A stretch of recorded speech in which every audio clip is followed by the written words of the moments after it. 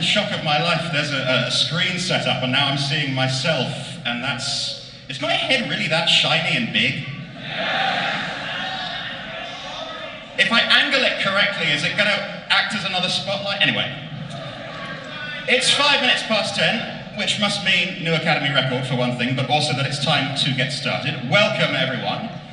Thank you for joining us at 10 a.m. on a Sunday.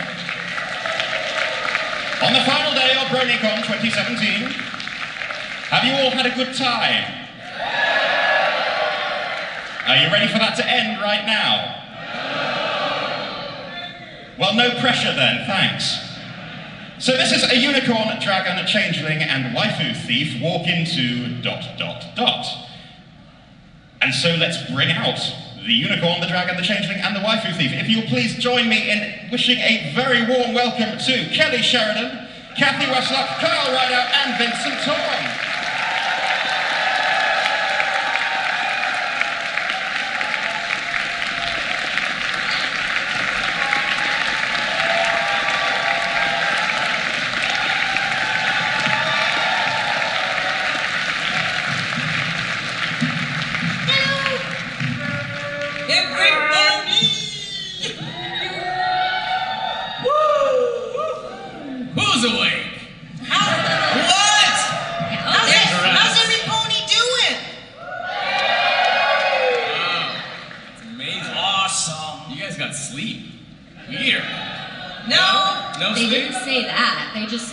Who's had a shower in the last 3 days? What?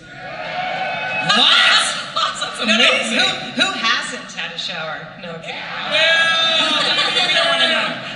Who's had a shower today, more important? Okay. Who has bush hair? Who has bush hair? Anyone have bush hair? Yeah. Okay. I think that's too much information now. TMI. Hi, Soul Papers. This went way off track. Yeah. Within a minute, that's also a new Academy record. So, I have a question for all of you before we get started. I'm curious, how many of you are here at BronyCon for the very first time? Let's see a show of hands. Wow. And for how many of you is this their very first pony convention? A good number of you. Excellent. Awesome. So the way this is going to work, I am going to ask some questions, and then we're going to do a little bit of Q&A towards the end of the panel. There'll be a microphone set up to my right, your left. You'll be able to come up, ask a question, and hopefully get some answers. We're going to keep things nice and GPG rated, and obviously we can't talk about things, or rather, they can't talk about things that are going to happen in future episodes, future seasons.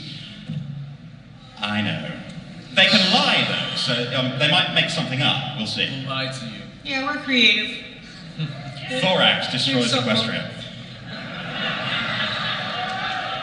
Season 20 confirmed. That would be awesome. It might be a reality. We have no idea. The way we're going so strong, Man. I think it's going to go on.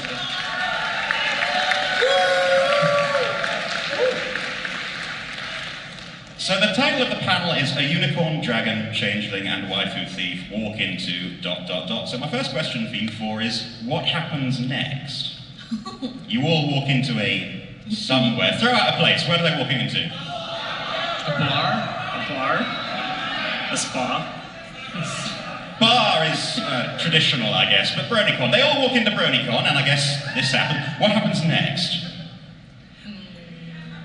Do you mean convention-wise, or? Well, if our characters all walked into a BronyCon. I think I would go, we gotta stop bumping into each other like this.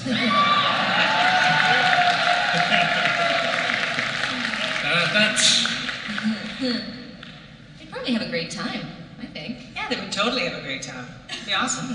That's a party in the making, if you ask me. Would anyone dance with me? Oh, right. Would any of you dance with me? I'd dance with you. Oh, thanks, Thorax. Yeah. Aw. That's all I need. I'm dancing right now. I'm dancing inside. Yeah. Is it too early for dancing, or do we actually want to see them dance? No. It's way too early. Way too early. Maybe later, maybe later. Let's talk about Pony, because I think that's what we're all here to talk about and hear about, yes? What? These small pastel-coloured things. What was your first day of Pony like? Very first day in the studio. What was on your mind, and how did you first sort of get into your characters, and yeah, what was the experience? Well, for me, I knew that I was coming into a new series, so that's always exciting to say, wow, we got a great new series. And since I had been in My Little Pony, I got a Generation 3 as Rarity, oddly, it was nice to be in another My Little Pony and see how this version was going to go. So that was interesting, that was exciting. But it's almost, the thing is for most of us actresses that we're auditioning all the time for new shows, and some we get and some we don't get. So in some ways it was just another day at the office, in a good way, but it wasn't like, oh my gosh, it's My Little Pony, and oh my God, it's gonna be big, and like we have no idea. So we go in there with the best intentions, do the best we can, and then things like this happen.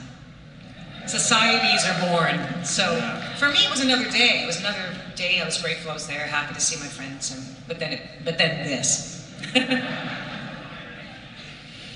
For me, I was so excited. I mean, I came in season 6 and was recording probably around when season 5 was happening. So I knew what I was getting into with being in the show. And it was pretty funny because my first episode I actually recorded separate from the cast because I think I don't know what happened. I was somewhere else in Toronto, and then I came back, and so it was a different record where I just recorded the whole episode just by myself.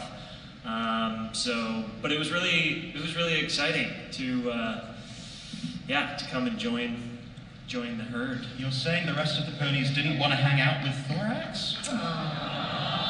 They went really method on that one. That is cold. How rude. My first experience was doing Prince Blue Blood at the Grand Galloping Gallop. Oh, thank you, all my adoring fans. Hello. But yeah, I auditioned for that show in my closet in my house, so I hadn't even been in the room before with these guys. So when I popped in, it was a little nerve-wracking seeing everybody there, and most of my scenes were with Tabitha, and she's crazy. Yeah. So it's always fun working with her. But yeah, I was very excited. I was extremely excited to work on the show. Ashley Ball and I used to sing and dance together in like a show choir way back when, so it's always fun to work with her again. And so it was the beginning of something very special, and I was very, very thrilled to be part of it. What are you guys called again? What was it called? The choir? Oh, the show choir? Sounds Sensation. Oh, yeah. We sang songs like medleys of Beatles songs and songs that celebrated Canada. Were there dance numbers? Pardon me? Were there dance numbers? Oh, there was many dance numbers. I did this. We did the baby, baby, looks like it's gonna hell. And we did like swing dancing, and I jumped over like the tallest girl, and it was awesome. And every time they get together, they just start singing all these, songs with all these different harmonies, and I'm sitting there going like, oh man. Please, someone. He doesn't. He auditioned and didn't get in. I didn't get in. He doesn't do backflips in the studio, though, just so you know. I know, there's not enough. Although I'd like to see maybe another one later, maybe? Would you do? Do we want him to do it later? We'll see. Smell a dare. Dance for us, monkey. Dance for us, you funny monkey. Dance for us. How about you, Cathy? I was vacationing in Bali when I recorded the audition for Starlight. I was actually on a layover in Kuala Lumpur, so I made a little pillow fort in the hotel room and recorded my audition. And then recorded my first episode the day after I flew home. So I flew home for 30 hours and was completely jet lagged and didn't know where I was and was terrified that I was gonna mess it all up because when you're jet lagged, you're sort of operating outside of time and space. So maybe that helped. I don't know. Maybe I should always be jet lagged when I record Starlight. Did you channel that into your performance? Oh, I don't think I was capable of that. I was in survival mode. One thing I want to say about that first day, though, is that many of us do multiple character acting, as you know. And so I actually did try out for many, many characters, and I didn't know, you don't know even if you do that, if you're gonna get anything, and if you do, you don't know what you're gonna get. So I did try out for several of them. I mean, it wasn't a fit, and good old Spike ended up being the character, but I did try for Princess Celestia, and Fluttershy, Pinkie Pie, no. And Applejack, I think. So we all do that. We all do multiple characters, but there's a little bit of a sort of a crapshoot in that whole thing. It's kind of kismet if you get something too. Everybody's so talented. It's just what works. And can I also say that in Vancouver, people are so envious of the people who are on MLP, and that they all want so badly to get on this show. And it's a lot of it's because of you guys. Because they see how many people so many cool people that we meet, and they're like, I want to go to the convention to meet you guys. So, good job, guys. You guys really made this show a huge hit. Yeah. I had a question in here about your sort of dream role. It sounds like the dream role for a lot of your colleagues is to be on Pony, but aside from Pony, as performers, as actors, what is the one role that you've always wanted to do and still would love to do at some point in your career? Martha and Who's Afraid of Virginia Woolf. We're getting real. That's a play. Yeah. Although a cartoon version would be just That would be very wacky-do. That would be like late night TV. Yeah. Beep, beep. Yeah. I don't think there's anything in particular, because I personally don't go in and think about what roles I might want to play, or I wish I did this or that, because I think we're too busy thinking about what we're doing and trying to be original with new characters and that. I think if it's a type of role, it's always nice to have more lead female roles, because traditionally it's been more male, right? So to see more of that would be nice. For me, maybe it would be playing Martha Stewart playing 007. There'd be a lot of good food everywhere. It's complicated, it's layers. It's a layered role. Oh my goodness, it's the morning. I can show you the world.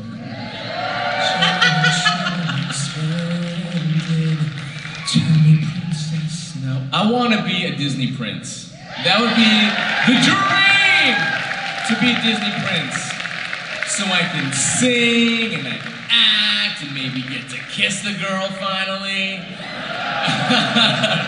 But that'd be a dream. It doesn't even need to be an Asian character, but it probably would be if I voiced it. You would be a totally awesome princess. Like Princess Spike kind of thing? Be like Princess Vincent. Princess Vincent, I would love to do that. Artists in the audience, that's your theme, that's your challenge. Flash Century as a Disney prince or princess. Yes. Easy.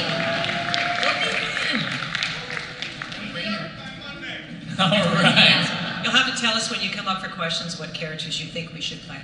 Or try out for. Ooh. Cool. Pardon, sorry, what was that?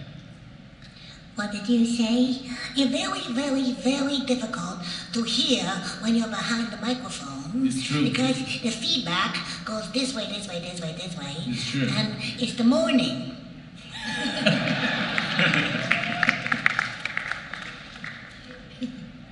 What? So, we talk about favourite roles you might want to play. In terms of the characters you portray, they've all sort of, well, some of them have had arcs. We have the redemption arc with Starlight Glimmer. We have What? the arc from fearful to beloved with Thorax, and then we have Flash Sentry, who I guess has gone from Vincent? Gone from what? Continue. I'd like to know what I've gone from. Is there two questions really? First, is it more fun to play villains or versus heroes? And second question, how do you navigate that arc if one is converting to the other? Villains are always more fun, I find. I don't know about you guys. They're just so fun. They always have a really strong objective. They're so driven. You get to be really kind of colorful and big with villains. But navigating that transition, I haven't really had to do that much, other than with Starlight. So it's been fun. I think there's still a little bit of like sarcasm, kind of snarkiness in her that's a holdover from her villain days, and I kind of like to infuse that in the character sometimes, so she's not super sugary sweet. Hey, yeah, maybe we could start a club. Yeah, the Reformed Villains Club. Yeah, I think villains are so much more fun to play. There's just so much, they're juicier roles to play. Back in my early days in acting, I actually helped train police officers in Vancouver. Same here. Same. I think we all did. The Justice Institute. A literal bad guy, which was kind of fun. Because in real life, the police come up to the window and I'm like, there's my driver's license, everything. I did a role actually in Stormhawks for a time called Ves. I think some of you may know it, but anyway, that was really an awesome role to play. It was so evil getting down here. How dare you? And then she never transformed to good. She just kind of stayed bad. And then she was killed, I think. We don't know what happened to her. She fell off a cliff and we don't know if she died or not. Spoiler. Kind of like another cliffhanger, like in Cyber 6, where we still don't know what the heck happened with that series. Anyway, ... I played this, one of my not very first, but one of the first shows I did was Iron Man Armored Adventures, where I played the Mandarin, and he was a very bad man. However, he had a really redemptive quality about him, because the reason he was trying to capture all these Makluan rings from Tony was so that he could bring his mother back, who passed way too soon. So I feel like playing the villain, there's always this underlying agenda that nobody really knows about, and sometimes it's not brought on with bad intentions, but with a very, inner drive that nobody really ever knows about, unless you sit him down and talk with him, but you can't really talk to the Mandarin, he'll just Kick your booty. So, I really enjoy playing villains, but you can get killed off and then that's it for the rest of the show. So that's the poopy part. So more financial security in playing heroes. Yeah, the heroes usually make it. Yeah. But the heroes go through transformation too. I mean, it depends on obviously the writing, and then we just have to adapt as the actors. And I find when we have to do stuff that's very action oriented, it really helps for you to feel like you're physically in the situation. I mean, you always have to stay stationary on your microphone, but you're always using your body and doing things like this, And this, Cyber 6 was a role, finally, one of the women's roles that we actually had. It was a lead, yay! And but it was really dramatic. She was part cyber, part human, for those who haven't seen that show.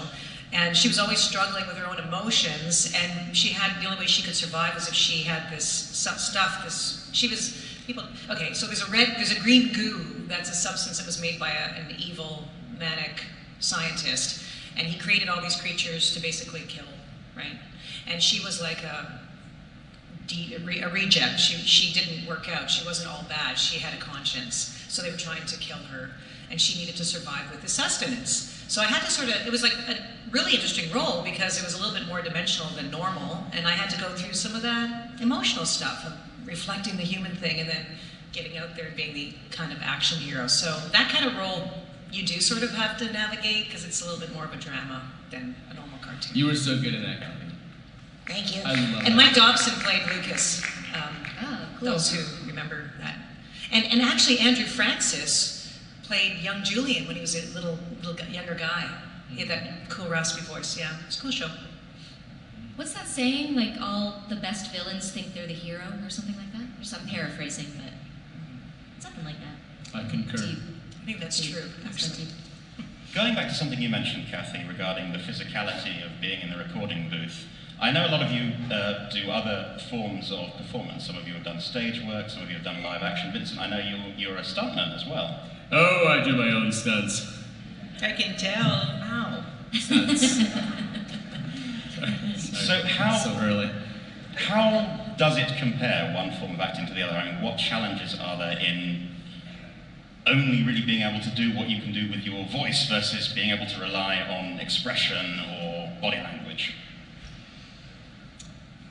I think I understand your question. I think in the studio, we don't just stand here like this. We are animated. We use our bodies a lot. We're very, very physical in the booth. Sometimes hitting things and knocking people or hitting other people. So I feel like it is such an art because there are amazingly talented film and TV actors or even stage actors that come in and do voiceover and they just don't have it. They can't emote with just their voice. And it is such a craft that the more you experience it in the booth, in the studio with other people, the better you're going to get at it. So I don't know. It's a weird thing. I think with every genre performing, you're gonna have to hone your skills no matter what. I find musicians make really good voice actors. Yeah. So there's like a musicality to voice acting and having your ear kind of being a listener. You know what you have to do when you play music is really helpful.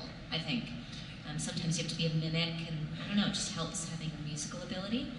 I think you're right. I definitely think so too. And having done a bunch of teaching in my life, when I have new students come, many students I've had that are actors that are doing really well now, which I'm so proud of. I'm sitting beside you with them. But I wanted to say that it's interesting when students come who've never done this before, whether they're like an on-camera actor, and some of them have done a little bit of both. But it's always amazing to me how like a TV actor has a completely different concept of voiceover. Like they think it's a completely different thing where it's still acting. So it's just a medium of having to visualize sort of internally if you're doing a voice acting thing versus being physically there and reacting visibly to each other and blocking, etc. So it's interesting that, and theater performers tend to really project on the mic, like they blow the mic out. And news reporters, people who come from like journalism and stuff like that, they tend to do the 6 o'clock news like that. Today's weather forecast is cloudy with sunny periods and blah, blah. And they have this thing going on and you have to try to break them out of that read. And it's tough, but yeah, I think also just as actors and us voice actors, and when we go from beginning as an actor and then evolving, you just rise to each occasion that's put in front of you. Every character is a bit different, and that sort of stretches your acting. You have to rise to that occasion. You audition for it, and then you have to do the best you can to stay hired. And through that, it's kind of like a living workshop where you expand your characters based on what you get as a role. So that's kind of neat. Whenever I hear other people talking about voice actors, they're like, oh, you're so lucky, you get to just walk in pajamas and sweats. I never see anyone in pajamas and sweats when we record the show. We haven't had enough sessions together. I'm missing those. All right. No pajamas and sweats, but you can be inside a pillow fort if you're recording a demo. Yeah, oh yeah. And speaking of pillows, which Spike likes very much, There's going to be a pillow in the charity. Two-tone, Twilight, and Spike pillow. I just had to say that. You said pillow. So. Signed by Cathy, and the charity auction is at 1:30 this afternoon in this very spot, so hope to see you all there. Get them all at home. Oh, can I mention something that I brought for the charity auction? Please, by all means. So, I was given this really cool kind of hologrammy, plasticized Trixie and Starlight poster a little while ago, and I happened to have a session with Kathleen Barr the other day, and I happened to get her to sign it. So there's a poster signed by myself and Kathleen really doesn't do conventions, she's very private. So there aren't a lot of her signatures floating around out there. She was very modest when I brought it in. She goes, oh yeah, I'll sign it for charity. And she's like, oh, but it's so nice, I don't want to wreck it. And I was like, no, sign it, it's great. She goes, so her signature's like this big. And it's not like Trixie's love. It's like, she goes, oh, what should I don't know, just my name, should I write something? Write whatever you want. So there's this teeny little Kathleen Barr signature, and then mine's gigantic. But it's on there. It's on there, and it's in the charity auction. So please go to the charity auction. Does anyone know what the charity is this year? Do you all know what the charity is this year? Don't know. Cure Search. Cool. Children's Cancer Research. Raised over $100,000 for them in the past several years. Excellent. So please go to the charity auction, even just to check it out and cheer on other people who are bidding on stuff. And for those who don't know, Kathleen plays Trixie. Yes. If you don't, you probably do. Yeah. And as Kelly said, she does not come out to many conventions. In fact, I don't think she's been to a single one. So if you want the chance to own a very rare autographed piece, charity auction in here, 1:30 to 3:30. It's a super cool poster. So let's Cathy, you mentioned teaching, and this question gets asked a lot, but I know a lot of people are here for the first time, so they won't necessarily have heard the answer. Advice that you would give to people who want to get into, not necessarily voice acting, but performance. That's part A. Part B is, what advice would your characters give to those in the audience who might want to get into performance and voice acting? I couldn't hear the second part. I know, I'm still... Well, advice that you would give, and then advice that your characters might give. Well, first of all, I think the second part depends on the first part. In other words, some people try to do characters from a thinking kind of standpoint, and just really can't let go of the rigidity in a way of the thinking part of it. So the acting gets to be very, very limited, because a lot of people think this is how you act. Whereas you have to have a certain amount of freedom to be free in your role, to be able to take direction. And so a lot of people use sort of the left side of the brain when they're acting. And I know for auditioning, for example, a lot of people go straight to the dialogue and try to make something out of the dialogue. And one thing that I kind of recommend is to try to allow yourself to become the character first. Now this is a little bit, I'm not talking about beginning actors, I'll just briefly talk about that. But when you have some potential and you're looking to get some training, etc., and you're developing characters, I think it's important to be able to ask yourself what characters, like, do you feel that you do very well already, like you do in the shower, you're out with your friends goofing around. What characters come out of you that seem to already be alive and sort of baked? And then take those, label them, give them a name or a label that you would remember them by. So a quality, sort of raspy-throated guy, or a name, Billy, or something like that, so you can condition yourself to remember it. And then do a little bit of ad-libbing in each of those characters. So what would that character, and you can just make up lines in that part of it, and just say, well, what would he be like in an action situation? What would he be like if he was reflecting? And by that time, if you play around with just dialogue, then you start to feel like that character. And then you can go to the lines, because then the lines are only what you'd say. Now that's I'm going from the inside out in a way. There are structures you need, like you have to have energy, clarity, you have to make your acting visual, and then you have to be able to take direction well.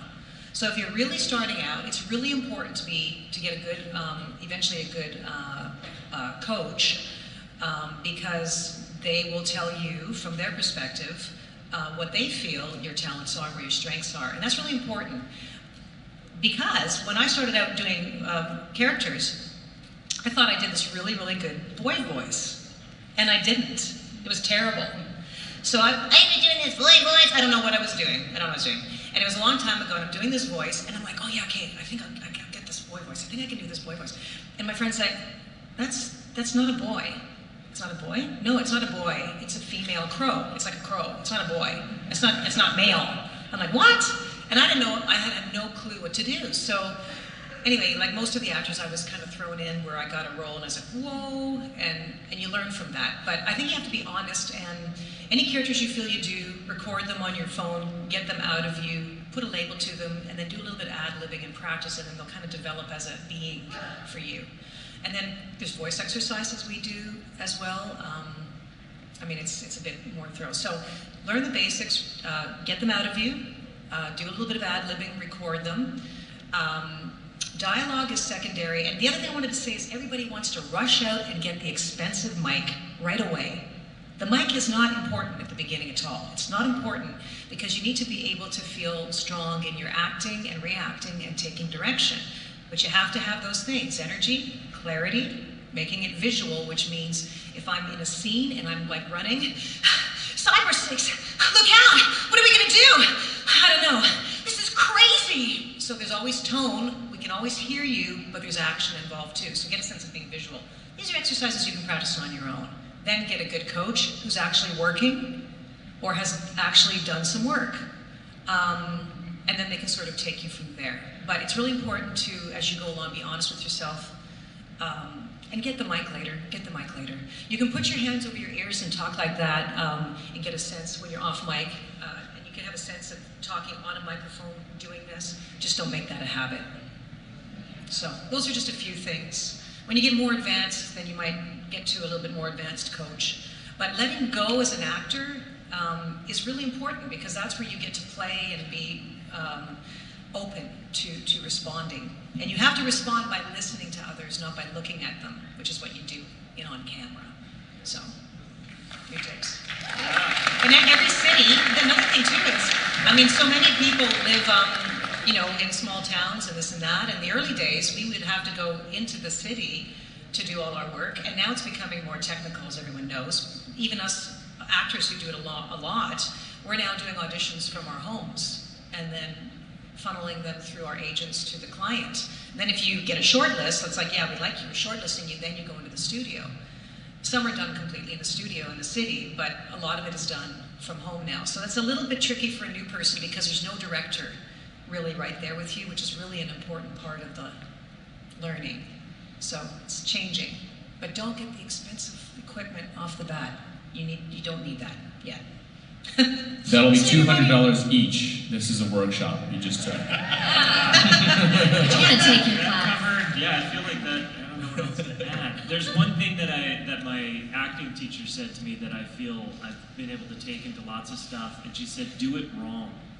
There's this sense of trying to get everything right that you actually don't get anywhere because you're too afraid to get it wrong. And so she said, "Do it wrong. Do what you think would be wrong. Get up there, but at least you're doing something." And that was really good advice, to just not be precious about it, but to just start doing stuff. Yeah, that's good advice.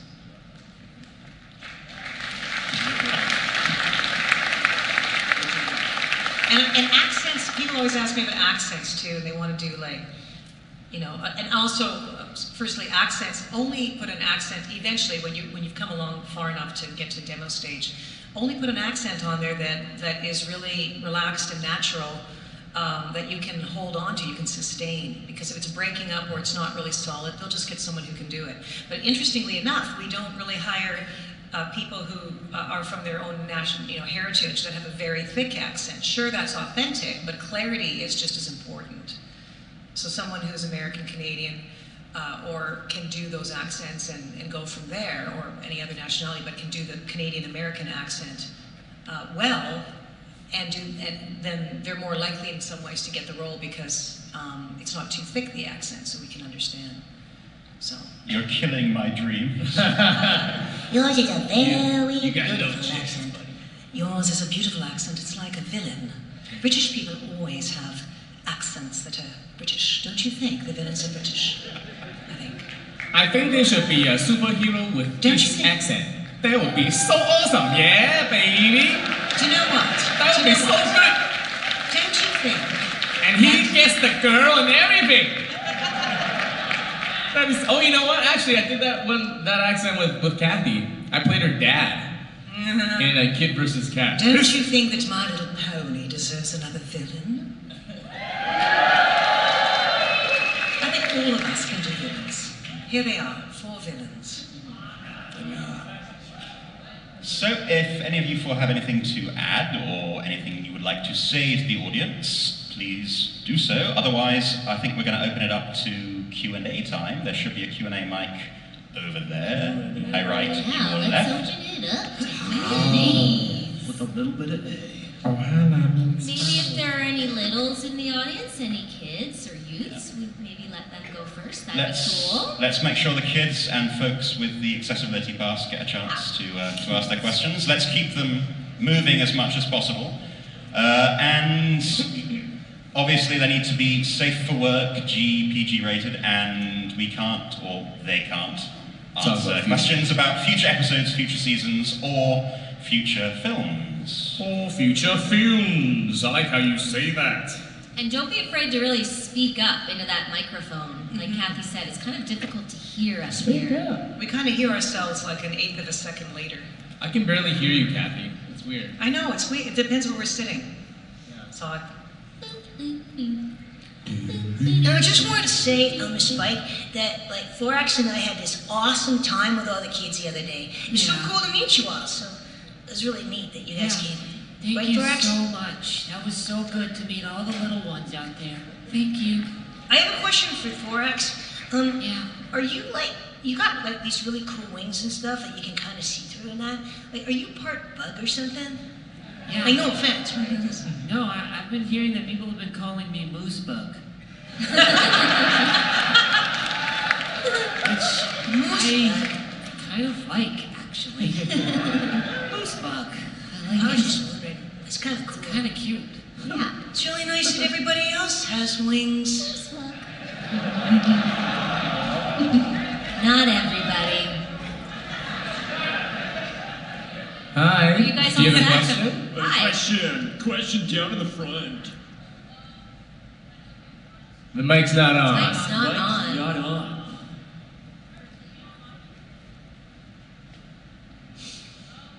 Excuse us, we are experiencing One moment, please. difficulties. Please stay Please on the hang line. up and call. Please hang up and try Just to yell call at again. us. Mind the gap. Mind Just the yell gap. at us. We can hear you. What is your question? Okay, so I want to hear your what was your favorite villain to voice act, and then I want to hear your kind of impression of them. Oh, okay. Did you guys hear What's that? your favorite villain that you voiced? Voice act. Voice act. And what's your impression of them? Right. That we voice actor that Yeah. Yes. The villain that I did a villain, but it's on a show that it hasn't been released yet. But maybe I can do a little of the voice. How he talked like this. Yeah, it was a little bit like this. It was very fun. That's creepy. That's creepy. Creepy. You sound like a creepy bug. What about you guys? What do you got? The only villain I can think of is Gene Con or the Mandarin right now from Iron Man. I forget what he says. Something like, "You had your chance, Stark. Now your father will have to pay." Just yelled a lot. He sounds bad. I played a few villains lately that are really fun. Vincent and I played twin villains on Lolly Rock, This is true. which is pretty fun. And basically, her name's Praxina, and just talked like this. She was just that mean girl in school. It's quite annoying. Yeah. We were always bickering. It was pretty fun. Always It was a fun one. It was Yeah. a fun show. Mine was, I did actually Dorothy Catalonia in Gundam Wing, which was very much just talking like this. All she was kind of a human girl that sounded like a robot and very, very evil. She was going to kill all of you instantly without you even knowing. Weird. And then Rayvest was Rayvest from the Stormhawks. How dare you all come here? I shall destroy you. She played a mean violin too. Thank you. Thank you. Good question. So my question is for any of you, but what is your favorite episode that you've voice acted for throughout the entire show? Favorite episode? Mine would be when Thorax transforms into the moose bug. Boom! Transformation. Yeah. Yeah. That one. I like the 100th episode. I thought that one was crazy. Where Gummy has like a whole monologue. I wasn't in it, but I liked the episode. Actually, Mitch mentioned that he was gonna write something. Larson was gonna write a scene for Flash where he was asking people for things and then everyone would just run away and he's like, "Oh man, why does everyone hate me?" But I think Hasbro nixed it.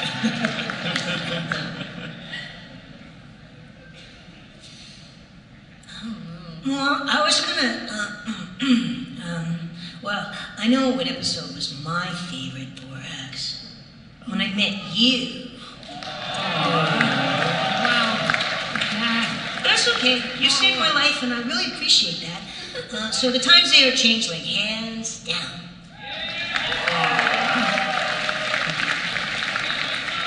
I think mine might have been Heartswarming Tale. That was pretty fun. That was pretty fun. Thank you so much. Thank you. Thank you. Thanks. Hi. I wanted to ask this question. Any of you can answer, but it's mainly for Cathy. So, have you ever gotten a script for Spike, where you're thinking like, okay, Spike would never do this? Have you read a script like that? Kind of. Well, there were moments. There were moments in the show where that was the case, but then on the other hand, he was actually developing as a character, and so the situation would lend him to do that. I mean, even in the Aloysius episode where he was really upset and he tried to run away, and then he did that little thing with the mouse and everything, and he was kind of a little bit of a bad boy. I'm like, wait a sec, Spike wouldn't do that. And I'm like, yeah, I guess he would. And now he's doing a lot of things and such. So there might have been one or two episodes where I thought, wow, he's really getting in there, and that's not so much Spike. But he's growing up, and boys can be like that. So, yes. Thank you. This question is for Kelly. Hi. Aside from Starlight's welcome catchphrase, what is your favorite line from Reformed Starlight? Ooh, there's a lot. My new favorite is, I like kites.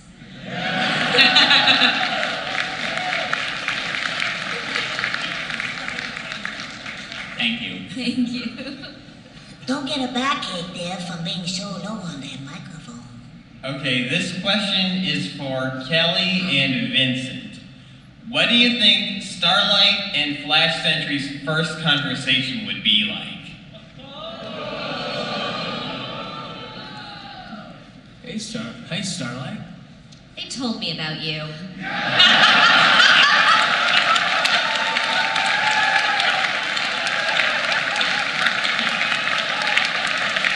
Why does nobody like me? Thank you. It's a very short scene. That's awesome. Hello. Hi. This question is sort of, no offense specifically for Kelly. I found out that you were from Mystique Sonia from Hero 108. Yeah. Whoa. How interesting was it to play a powerful female with a really odd superpower with her tongue and magic spit? Yeah, so has anyone seen Hero 108? First claw. Really amazing, wacky show, and we were all superheroes. And my superpower was I had this like tongue that I would like use as a lasso, and I would whip people with it. So in the studio, I was always going like, and like, and during fight scenes, those were my fight noises. It was really weird. And then she could spit. Her spit grew these magic buns. It was so weird. That would like provide energy and power to the rest of the teams. They'd be like, we need more buns! And she'd be like, and like doing all this spit, and then they'd eat the buns. It was so bizarre. Like you mean wheat buns, like wheat buns or. Yeah, I don't know what kind of buns were they? Gluten-free or They look like dim sum from what I Yeah, could tell. they're like super cute little buns. Brian Drummond was on that show, and Adrian Mitru, and Ian Corlett. That was a good one. Vincent should have been on that one too. I was on it. What, you were? I played Yan Ching. Of course, Oh, he that's had an right. accent. You were second squad. I remember. Yeah, second squad. That's what I remember as well. He just did. Thank you. You. Thanks.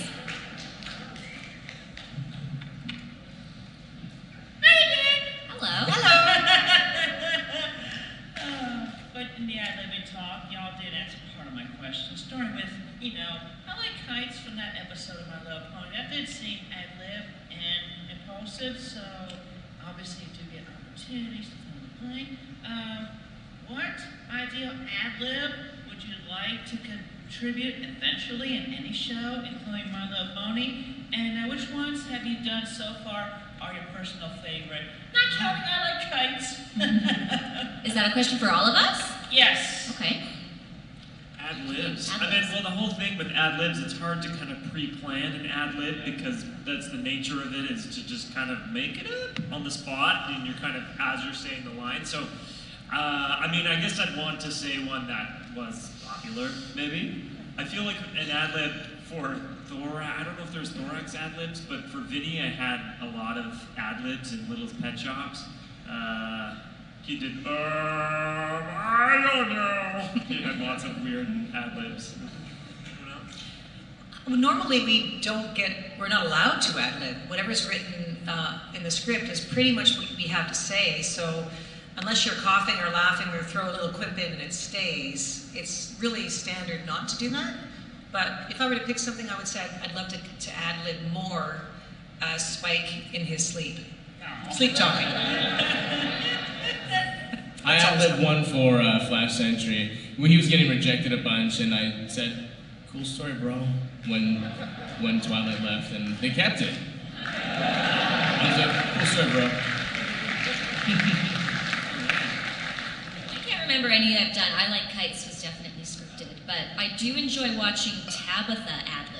She gets away with it. Pretty much when she's playing Granny Smith, she just channels, like obviously they write lines for Granny Smith, but there is something, some divine intervention that just comes down out of the sky, and the weird countryisms that she comes up with.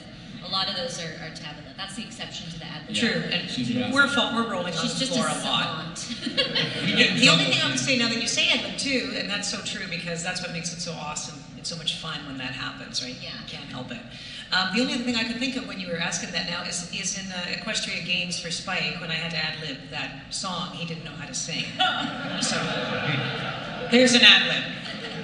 Thank you. Out of sheer terror. Thank you. Thank you very much for your question. We have about 10 minutes left. So 10 minutes left. Question, please. Hey guys. Hi. I'm super happy right now. You guys super happy? Yeah. That was not my question. But all right, so like I'm super happy because like I yesterday experienced the most like inspiring thing I've ever seen. Like how this show can really bring people together. A couple of my friends last year, like they met online, a little romance happened, and yesterday they got engaged.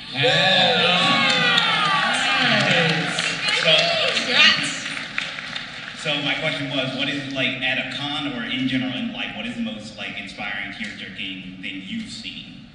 Oh, so many. There are so many moments. I was just at Everfree, and I experienced so much, like you said, just like amazing interactions between people, but just the humanity of this fandom. And people ask me like, why are you a fan of My Little Pony? I'm like, I don't watch the show that much, but I'm such a huge fan of this fandom, of the bronies themselves. And like, there was a kid who just was, I spent a lot of time with him at that weekend, but we were at the dance, and he wasn't dancing. And I just kind of looked at him and said, why aren't you dancing? And his mom was sort of answering for him, saying, he doesn't know how to dance. I mean, you don't know how to dance? Come on, get up, let's go, let's dance. I'm gonna teach you how to dance. So we were dancing, step touch. That's what I gotta do, step touch. Start, and he was like slowly doing it, and then we got into it, and we were like clapping hands, and his smile was just beaming, and his mom was so happy, and then other people came up and was like, dude, that was amazing, high-fiving, and like putting a hand on his shoulder, and his smile was just like just so big. And then I just was like, there you go, now you know how to dance. And then it was Mother's Day, so you better go dance with your mom, now it's Mother's Day. And then he danced with his mom, and afterwards I just left them, and then half an hour later he came up to me, I was like, you're leaving? I'll see you later, man. And he just came up and just hugged me, didn't say anything, he just hugged me and held me, and I was like, almost close to tears. And like just knowing that like the whole fandom just kind of rallied behind this guy, that they knew that he wasn't, a comfortable person. So just the fact that this is what embodies this fandom. So like every time I go to a con, I have all these experiences that are just so magical and beautiful. I love sharing with everybody. So yeah.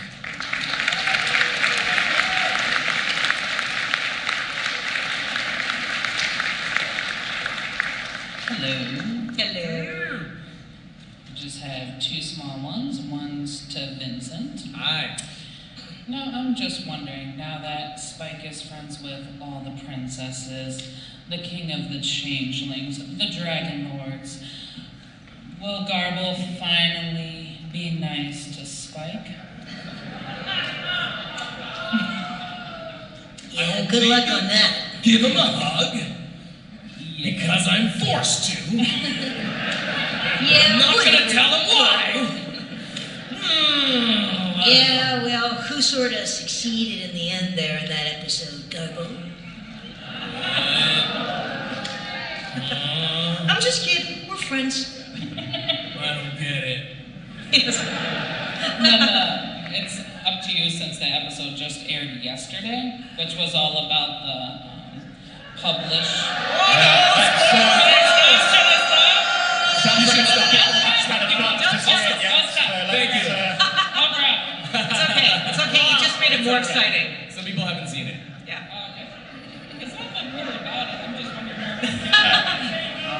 okay. That's okay. It's yeah. okay. But Your first question is awesome. I just didn't want you to spoil it. Thank you. Thank you. Thank you for the questions. Fair play. I should have mentioned, yes, there was an episode that aired yesterday. It sounds like a lot of you haven't had a chance to see it yet, so Yeah, let's... you've been busy here. Yeah, we've had too much fun here, We'll right? talk about it next time. Okay. Thank you for your questions very much. Thank you. Next. I have 2 questions. The first one is just a quick one to Cathy. For Equestria Girls, do you voice all the barks and yips and growls that Spike does? Yes. Good answer. Let's hear some. Let's hear some. The